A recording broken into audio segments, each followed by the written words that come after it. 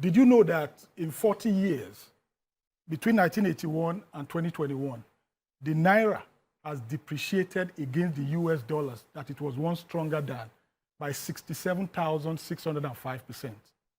Now, if you look at that trajectory of the depreciation, all you see is that the Naira depreciates both during economic growth and economic recession.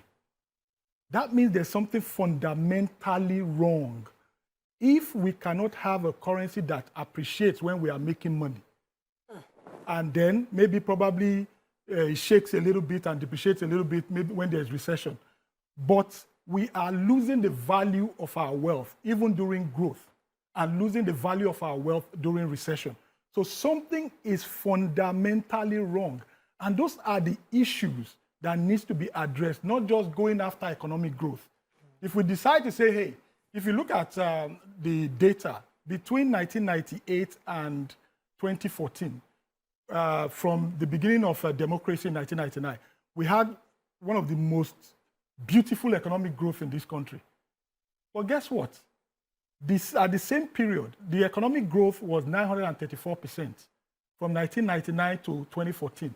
But the Naira still depreciated by 624% the same period, from 21 Naira 89 kobo in 1998 to 158 Naira 55 kobo in 2014. So that fundamental issue is what we need to go after, tackle it, and then restructure the economy. If we don't do that, I'm sorry to say, the funds that we made during 2009, 2010 to 2013, it was after the burst of 2014 that we're supposed to have started injecting those funds into the economy. But that is not the real issue. The real issue is that our economic model is fundamentally wrong. Tell us what's up. Okay, good. Now let's go back to 1960. In 1960, between 1960 and 69, right?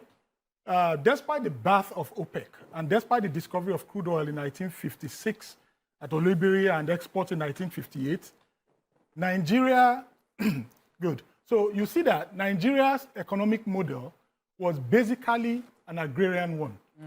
Now, look at the table below. Average crude oil price from 1960 to 1969.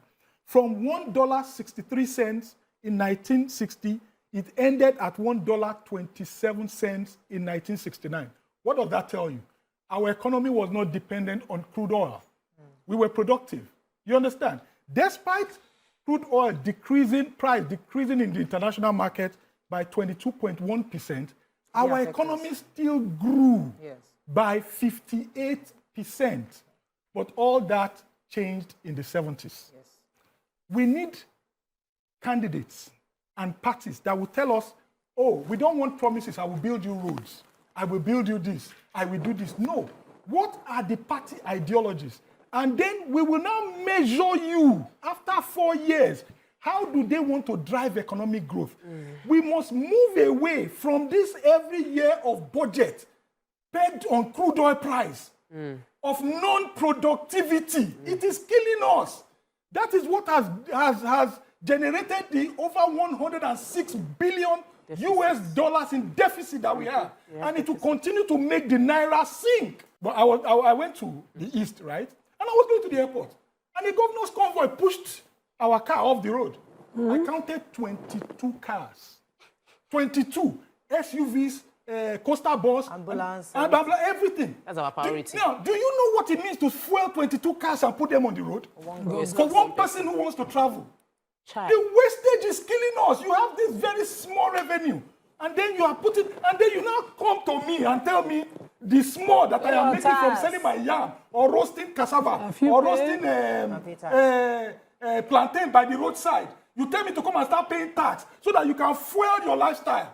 The critical investment that government is supposed to be doing, they are not doing it. Do you get? And then because of those critical investments, I am having to put my children in private schools. Do you get it? How much of my salary goes into paying school fees every year? Really high. People live from hand to mouth because of this economic model. We must change the economic model if we must survive.